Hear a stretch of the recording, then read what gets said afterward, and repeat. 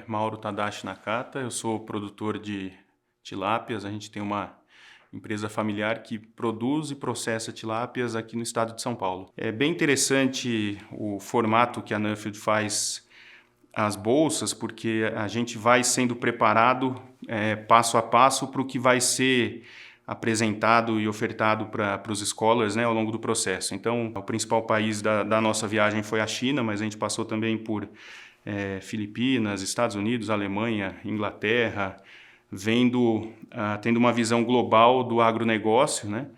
Não só no meu caso que é pescados, né? Mas também vendo grãos, vendo fibras, outras proteínas, e o objetivo é entender um pouco melhor como as diversas cadeias do agro se interrelacionam e o que um problema em soja vai impactar outros mercados e assim sucessivamente, né? E aí depois, finalmente, né, no final do programa, são as partes de viagens e pesquisas individuais. E aí nessa parte já é focado para o meu negócio, né, para produção de tilápia e processamento de pescados. Eu viajei aí por países produtores de tilápia, muitos países tropicais, né, na América do Sul, Sudeste Asiático, um pouco na China e Estados Unidos também. E também fui pesquisar como que o salmão lida com seus desafios, tanto na produção quanto no processamento, mas com o objetivo de aprender um pouco do que seria o primeiro parâmetro, né, o líder de mercado dentro da piscicultura, o que está mais desenvolvido em tecnologia, em sistemas de produção e também em distribuição, ter uma cadeia de distribuição mais desenvolvida.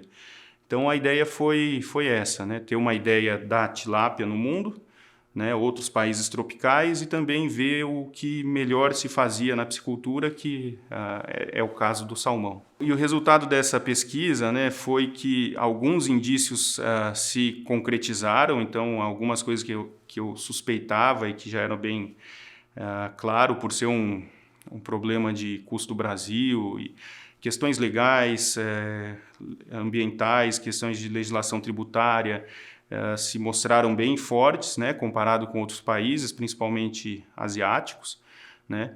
Porém, teve algumas outras conclusões que ficaram bem evidentes, assim, que são oportunidades e vantagens brasileiras, né, que os principais concorrentes nossos, seja na América do Sul e Central ou no Sudeste Asiático, não têm, né? O fato de a gente ter uma indústria de frango e suínos bastante desenvolvida faz com que exista um ambiente de negócios e de tecnologia em volta da piscicultura no Brasil já preparado ou quase preparado para fazer o setor crescer. Então, medicamentos, vacinas autógenas, probióticos, né, no lado da produção, né? Aí no lado do processamento, indústria de máquinas, consultores em processamento, softwares para gestão de indústrias e gestão da piscicultura também. Todo esse lado de tecnologia e serviços a gente tem em casa no Brasil, e outros países que produzem bastante tilápia, Vietnã, Colômbia, países da América Central, Honduras, Costa Rica, tem que importar tudo isso do Chile, dos Estados Unidos ou da Europa, geralmente, né? A China tem esses serviços dentro do próprio país, né? Uma indústria para processamento, para equipamentos também. Porém, eles têm outros desafios ambientais, têm desafios por incrível que pareça, eles estão sofrendo com falta de mão de obra, envelhecimento da mão de obra que é específica para a indústria de frigoríficos, que está acontecendo lá e aqui no Brasil acontece em menor grau. Então, a conclusão principal é que o Brasil está bem posicionado para crescer no mercado de tilápias, comparado a qualquer outro país tropical. A experiência pessoal, né, o crescimento cultural que a gente tem também é bastante interessante, né, porque eu tive oportunidade e sorte de, antes de participar da Nuffield, também ter viajado, estudado fora do Brasil, mas são outros momentos, né? A gente, quando é estudante, você viaja com a cabeça de estudantes e convive entre estudantes.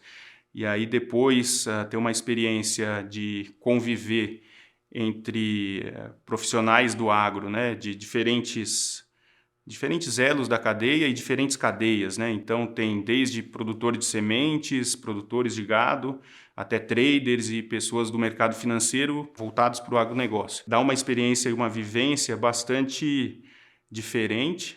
E aí, agregado a isso, tem a parte das viagens, que a gente conhece outras culturas e começa a entender a produção de tilápias da China com a cabeça de um produtor chinês. Então, o que arde na tomada de decisão deles, o que eles estão sentindo para trabalhar daquela maneira ou não de outra maneira, né? Então, acho que é bastante grande. É até difícil de explicar, mas é uma grande experiência. Além de todo esse crescimento pessoal e cultural que a gente tem, né, tem o lado de crescimento profissional ou crescimento de negócios, né? No meu caso específico, a gente começou a olhar com mais carinho para dois elos ou dois setores da piscicultura, né? Um foi a parte de juvenis, que é uma fase em que a tilápia sai de 1 grama até 30 gramas, e isso foi muito espelhado no que o salmão faz, então a gente começou a tratar esse juvenil de maneira diferente, mudou a piscicultura para viveiros escavados, próximos a nascentes, então é uma água nova, que não tem nenhuma piscicultura próxima, e com um cuidado específico para esse peixinho, para esse juvenil. E por outro lado, isso tudo foi imitando, né? Tirando da experiência do salmão, que produz o smolt, né, que é o juvenil de salmão, em terra, em circuitos fechados, praticamente imitando a natureza. Então, a gente pegou essa ideia do salmão e tentou trazer para o nosso negócio. Já era algo que acontecia no setor, mas era bastante incipiente. A gente apostou nisso e tem tido ótimos resultados.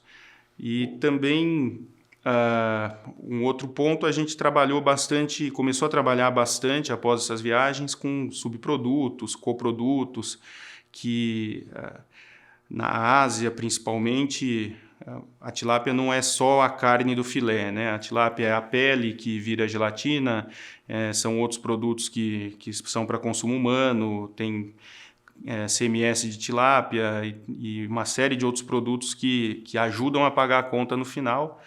E a gente começou, a partir dessa viagem, a olhar com mais cuidado e desenvolver esses produtos também. Eu levei mais ou menos essa ideia, né, de trabalhar bem e ser uma boa referência, né, mas, ao mesmo tempo, entender o outro lado, né, que muitas vezes a gente vai em produtores pequenos, países da Ásia, nos quais, se você não participar de um jantar ou de um brinde de comemoração, é quase uma ofensa para eles, né? Então, ao mesmo tempo que a gente vai, tem que se interessar, trabalha bastante, quando chega no final da visita e eles querem fazer um brinde ou fazer um jantar, você tem que se comportar assim, solto, porque para eles é parte tão importante da visita essa convivência social. E aí, na parte social, tem muita troca, né? Troca de experiência de piscicultura, como que é o dia a dia no Brasil, né? Eu acho que é sempre uma via de mão dupla que agrega bastante. E depois, quando a gente volta para cá, a gente é um embaixador da Nuffield no Brasil, e é uma alegria poder falar, né, dessas experiências e trazer toda essa vivência e talvez inspirar alguém aí para participar também. Para quem está pensando em participar e se inscrever para o programa da Nuffield, né, eu recomendo enormemente tentar participar e tentar viver essa experiência, porque abre a nossa cabeça, né? Não só profissionalmente, tendo visões de vários ângulos do agronegócio, mas também pessoalmente é um crescimento muito grande e a gente acaba... negócios, no final das contas, é sobre pessoas, né? Então, a gente conhece pessoas de vários lugares do mundo e cria essas amizades, esses vínculos, e acho que é bastante engrandecedor.